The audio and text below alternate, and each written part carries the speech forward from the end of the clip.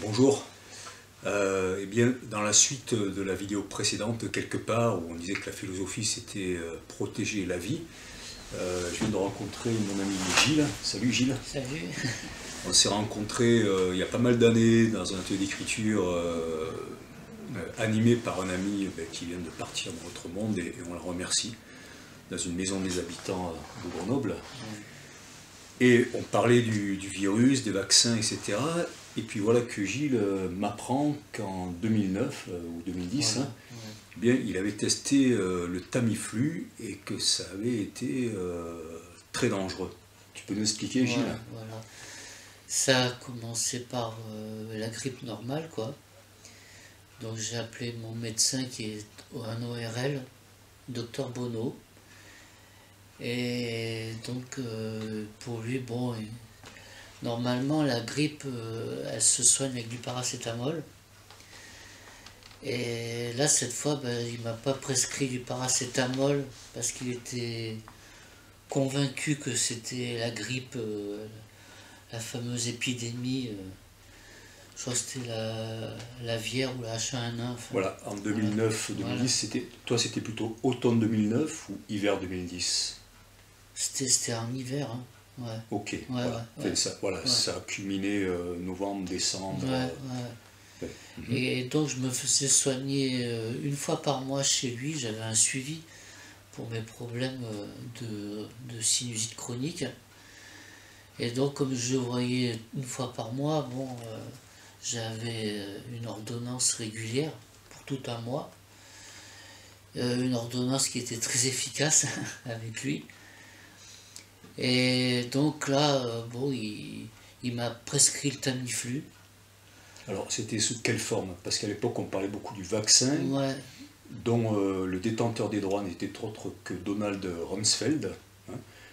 Je crois que c'était Gilead aussi, le fameux laboratoire du Remdesivir, cet antiviral très dangereux, ouais. qu'on voudrait nous fourguer, ou qu'on voulait nous fourguer contre la Covid-19. Et là, donc, toi, tu l'as pris sous quelle forme?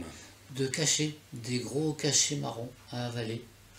Voilà, il m'avait prescrit. En général, c'est des traitements qui sont très courts, hein, c'est pas plus de 5 jours.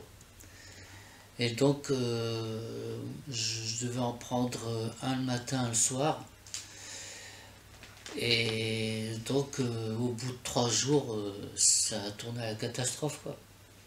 Une toux qui ne s'arrêtait pas, qui était de plus en plus violente, et avec une oppression dans la poitrine très très violente, quoi.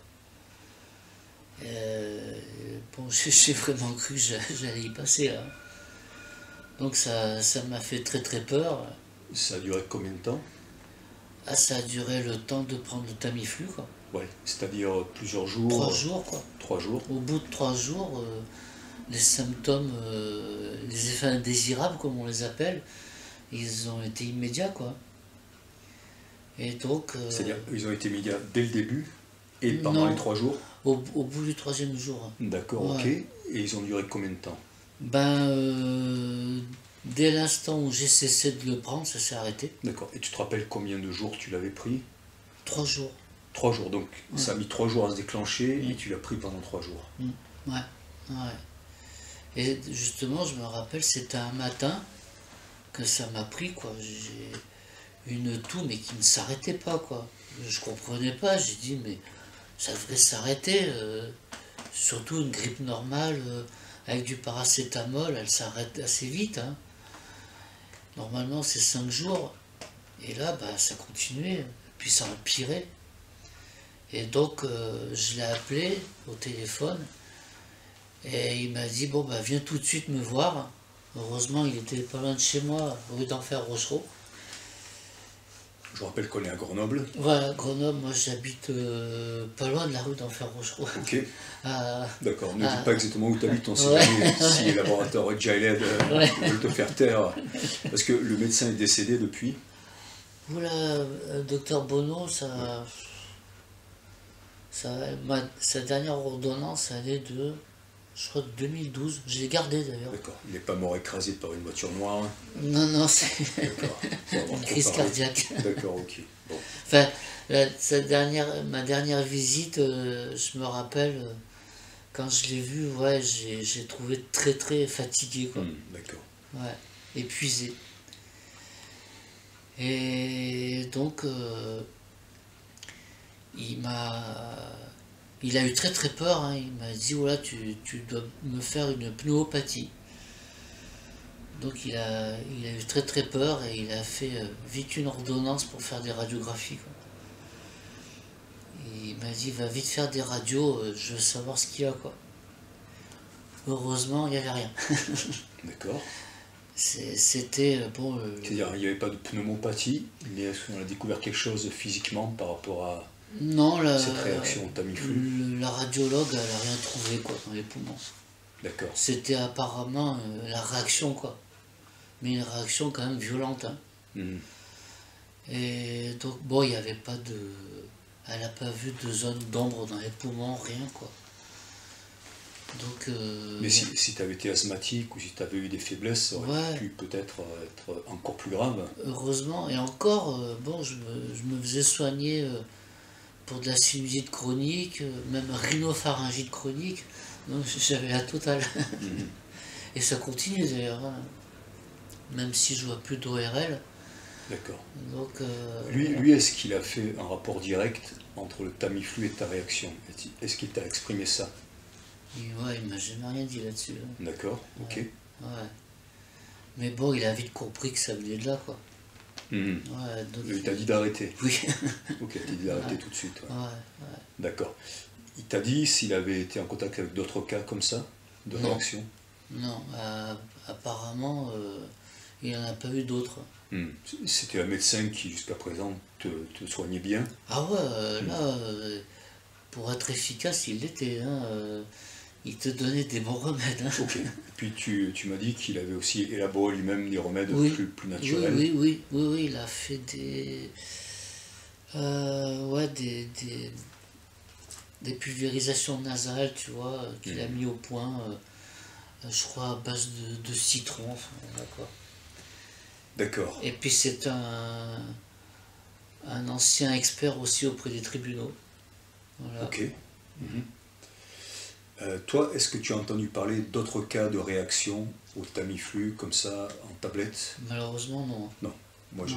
je ne savais même pas qu'on pouvait les prendre en tablette. On a entendu parler évidemment des dizaines de millions de vaccins Voilà. que Roselyne Bachelot avait fait acheter. Voilà. Il y avait eu Yann Ferguson, le même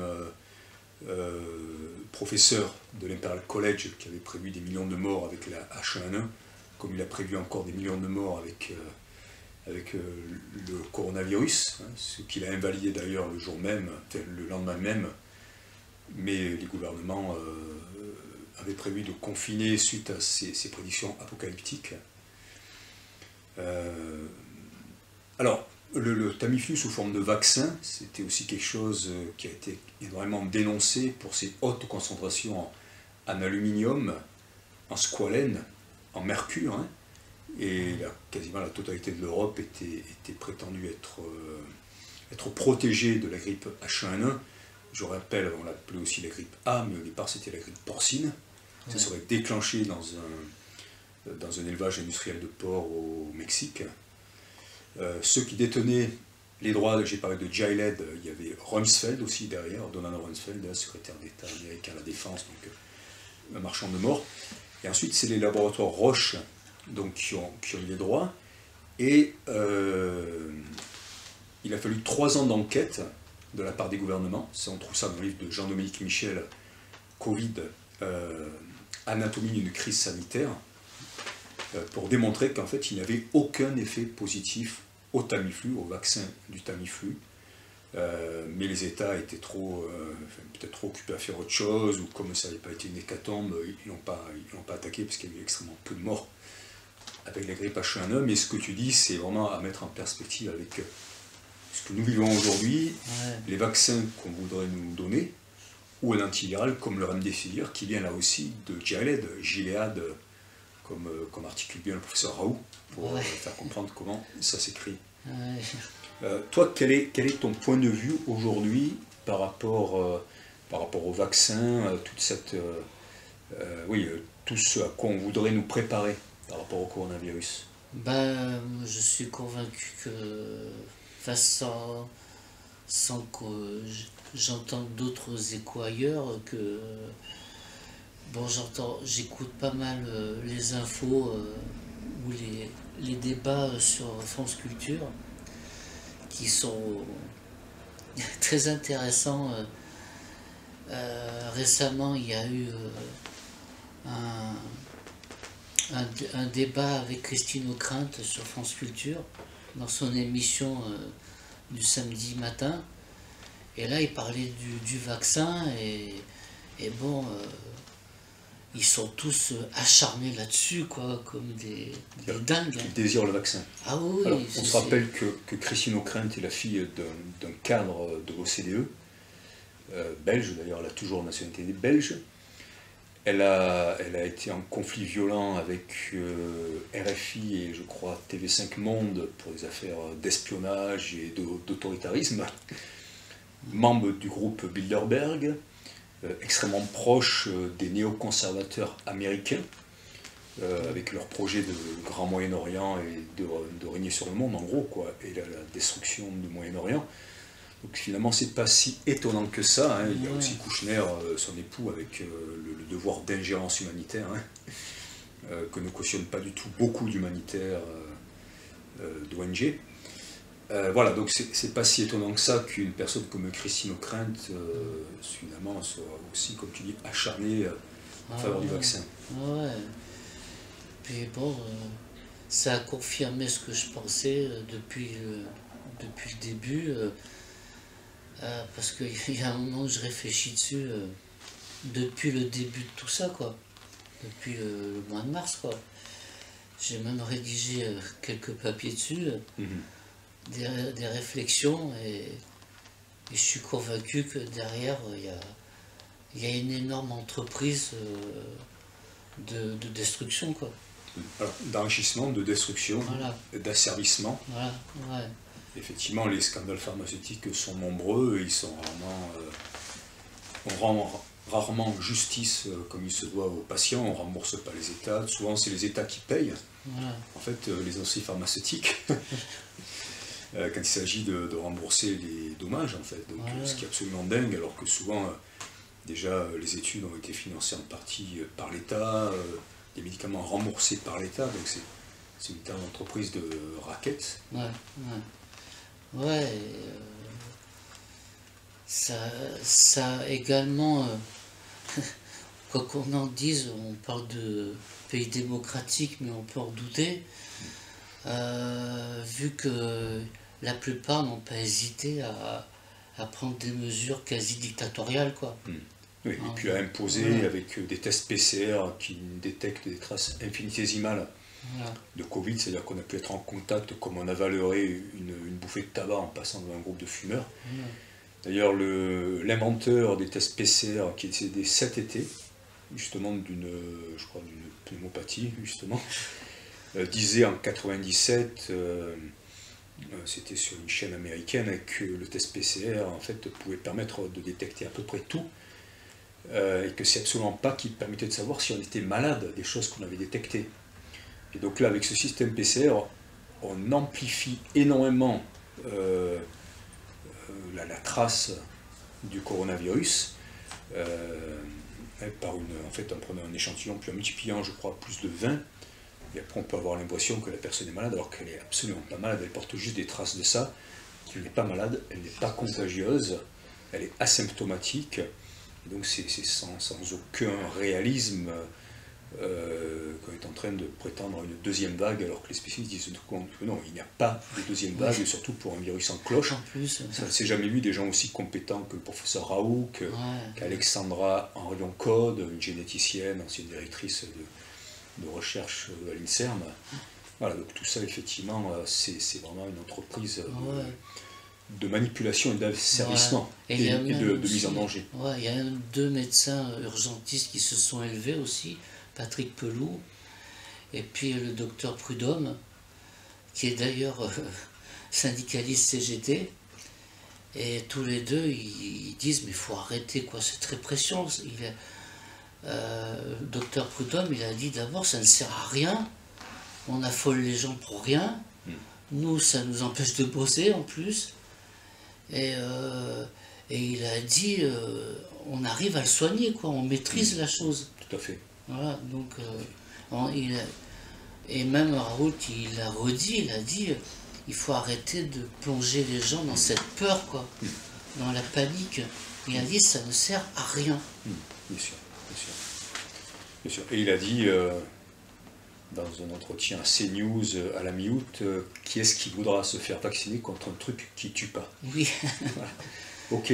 Et même Patrick Pelloux, il a dit les cas de corona dans le monde, hein, il a dit représentent moins d'1%. Oui, oui, oui. Voilà. Très bien. Bon, merci Gilles. Donc c'était ton témoignage sur Merci. la façon dont ta vie carrément a été mise en danger par le Tamiflu sous la forme de tablette en 2009 ou 2010. Hein.